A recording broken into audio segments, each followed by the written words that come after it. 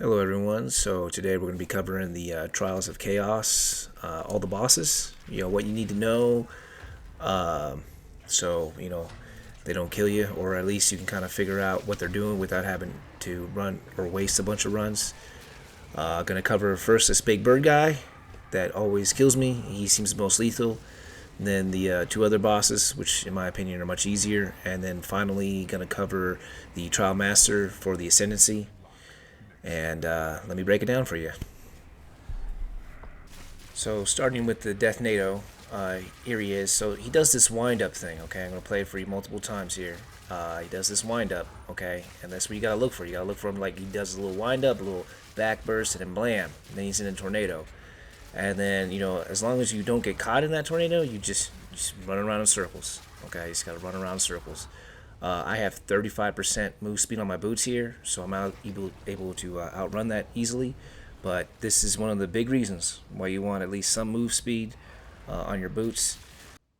So here I got a compilation of a bunch of his other moves.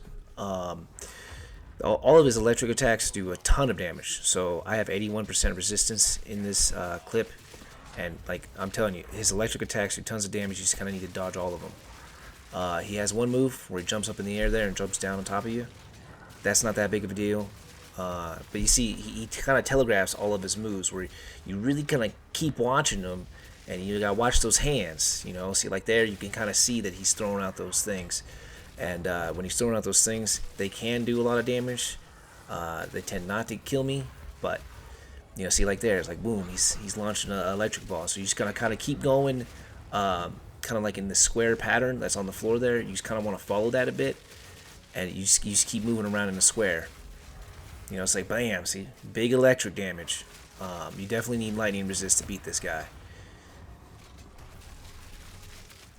So he's got this one move where he'll fly up in the air, and while he's up in the air like that, kicking at you, he is unable to be hit, just so you know. But once he gets down to about 60% HP, he summons like a nighttime kind of darkness event. And you see this? You see those giant streams of bats? Those things do a bunch of damage, so it's kind of difficult because now the screen's all dark, and like you gotta be avoiding these streams of bats, and so you really gotta watch out for those bats and just completely avoid them entirely. So like once again, like this whole fight's dip, duck, dive, and dodge. And see right there. Did you see it? Did you notice it? He's going into his tornado again. He's gotta keep running around in circles, get your damage in when you can. But a lot of this is all about just dodging his moves, because almost everything in here does a lot of damage. Naturally, doing more damage, doing the most damage you can, is one of the best things you can do in this fight, because the shorter this is, the less likely you are to die, of course. But one thing to note is, see, my character, he mostly does electric damage, or the lightning damage, and he's lightning resistance, so that's actually one of the worst damage types to use against him. But he is weak to fire, so if you have access to fire, or you can have a good fire damage and ability, that's gonna do you well here. For me, this is the boss that I die to. I think this is the hardest boss in the entire trial, because he's kind of unpredictable. I still really haven't 100% learned him, and depending on the modifiers that you picked, this fight can just turn into a total nightmare and just essentially be unbeatable. But this is the big one. This is the hardest one. If you encounter him, just trying to dodge. Try and take it slow. Try and learn the mechanics, because I know it's bad, but you do it 5 or 6 times, and eventually you get used to it, and then his patterns, and then you can get through it, because most of this damage can be completely avoided, and hopefully this helps you beat him. Okay, so next up we got like the carry-on bird here. I think this is the easiest of the bosses. He doesn't have any lightning resist, so that really works in my favor. He is vulnerable to fire, and he resists cold, so you don't want to use cold damage. But once again, fire is going to be really effective here. One of his main gimmicks, I guess, is he summons the Plagueling, which is, it's like a dog that chases you around. And I guess the Plagueling, it doesn't really do all that much. I guess it does melee physical hits. It's generally not that big of a deal. So he has, you know, a lot of different attacks here. His big thing is I guess he's dropping bodies or, you know, the blood from the ceiling there, and it's just, you know, for him, keep moving in circles. Just keep circling the boss. If you're melee, just keep running around in circles. You just want to keep moving. You know, it's like blam, highly telegraphed spikes. I think those are easy to avoid. Not a whole lot to really say about this one. But these blobs that drop down on you, they can do a lot of damage and kill you. So, you know, he can certainly kill you, but this one you just got to keep moving. Okay, for the third boss here, the Chimera, it's pretty simple, pretty straightforward. For me, this boss is more annoying than anything and harder to find. He does resist all elements, so you're not really going to get any bonus damage by using one element over another here. And he always spawns up in that corner. So like here, one of his attacks, Ice Breath. That Ice Breath does do a good amount of damage and certainly can kill you because it can freeze you. And naturally, don't want to get frozen with this guy. He's got a lot of Fire Breath attacks, but here's the big one that's going to come up here in a second. He does this Poison Tail thing, and I'll show you again this here. But that Poison Tail thing will do a lot of damage and kill you. The rest of these attacks, you know, just avoid his jaws, because like all of his attacks, they all go forward, right? So you want to be standing next to his side or like behind him or like far away if you can. Other than that, like he does this flying thing where he'll burn the ground, and see that's actually leaving burning ground on the floor there, that if you stand in or walk in, that'll do extra damage to you. But you know, his damage isn't super crazy. If you got your elemental resistances up, you should be able to handle this one. But let me show you the big poison attack here. So here, he's got me kind of in a corner here. Like you can see, like the fire damage. Like okay, like see the fire's doing some good damage there, right? But now watch this poison attack. It almost kills me. Like boom, just barely survived that, and he did it again. Like, whew, very easily could have died there. So that poison, you got to watch out for that. And if there is the charm that makes you immune to poison, highly recommend using that one, because you put that charm on, and then all of a sudden that attack, all that poison is not doing poison damage. You just got to worry about the physical hit parts of it, which will help mitigate that attack quite a bit. So big thing for this guy, got to chase him down, need those elemental resistances, and use that poison charm if you're struggling with this guy, and that's going to mitigate a lot of his damage. And other than that, he's not super tough. So one quick thing before we talk about the Trial Master.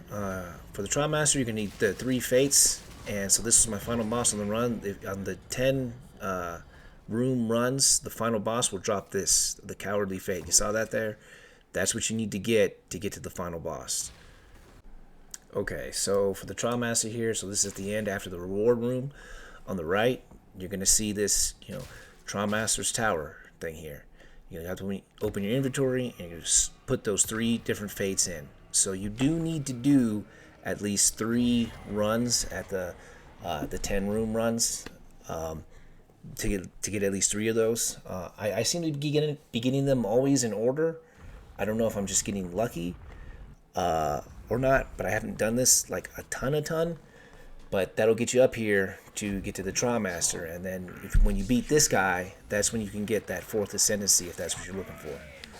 So the Trial Master, see that first big attack there, that opening salvo, that does a lot of damage, and this big AoE thing, that does a lot of damage. Other than those 2 things, I don't necessarily get a lot of damage from a lot of his hits. Because like a lot of these are physical hits, and I have a boatload of armor, so you can see like he's swinging his axe there, and I'm just kind of shrugging it off. Of course, in this clip here, I have close to 20,000 armor, so that might do a ton of damage to you. It might not, but for me, this fight's actually kind of easy. You know, he telegraphs his moves a lot. You know, he does launch a lot of these orbs and balls and stuff, which I think they just do a lot of physical damage. You see that thing pulsing off to the left. He drops big circles, and those big red spiky things, you really want to avoid those because those will do a ton of damage. The main problem with this guy is he has a lot of life. Like, I'm trying to do as much damage as I can in these clips, and geez Louise, he has a lot of life. Okay. One thing I would recommend is my flasks have the gain charges per second. So both of my flasks gain 0.25 charges per second. So like I never run out of flasks. So I just have to make sure to not die. And in here he has that special attack where he stops time, which like it's pretty intimidating when I first saw it, but he's just lining up 3 attacks, which then you then have to dodge. Okay, and it's those tendrils. Those tendrils will do quite a bit of damage. But he drops these big zones, and I think he does like mostly physical damage. So like I got a lot of armor, I got a good amount of HP. I'm able to tank essentially everything that he has to offer. I would like to say more about this fight, but here I'm gonna play the whole thing for you. And so this takes me about like 7 minutes to complete, and it's difficult because it's long, but I think that that first boss I covered, the big owl guy or whatnot, I think he's a much tougher boss because he actually kills me, and this guy, he doesn't really kill me. But see, like right there, boom. He does those 3 things. As soon as the time, resumes, because he does that time stop thing, I'm just gonna instantly dodge and just completely avoid everything. So yeah, I was just gonna stop the voice over here now. Just let you watch this whole thing. I think hopefully you're a visual learner. You can kind of see everything here. If your character isn't super tanky like mine is, because right here I got about 80% all of the elemental resistances. I have 3200 HP and 20k armor, so my character is pretty tanky, and I'm able to shrug most of this off, and I just kind of got to stay focused. But that's pretty much it. Make sure to have good flasks.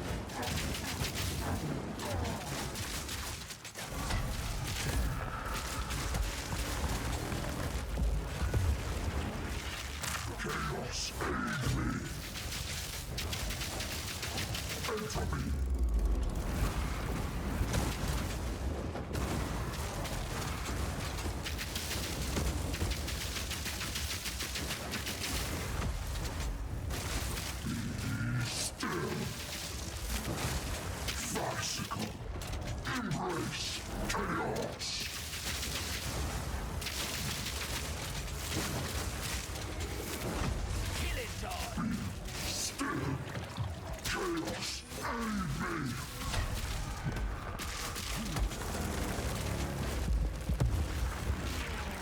Ultimatum. Shred.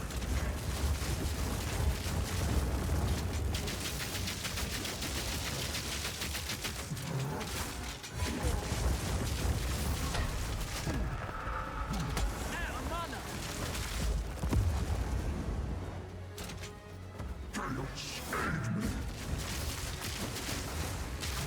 Be still. Ultimatum.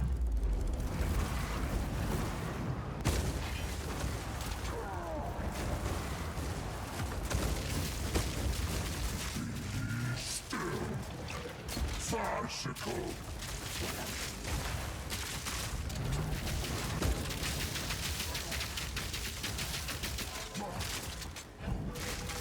Farcical. Chaos, aid me. Feel his power. Ultimatum. Shred.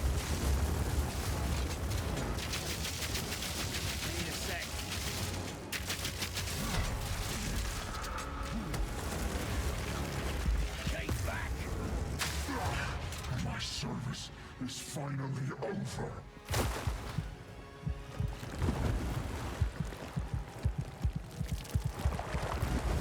And my service continues. Okay, so hopping back in here, this boss does have uniques, but the last thing I kind of wanted to show, besides this loot, because this guy does drop good loot, is up at the top here. You see how that statue's now glowing, like this thing right here? That's where you're going to get your ascendancy points.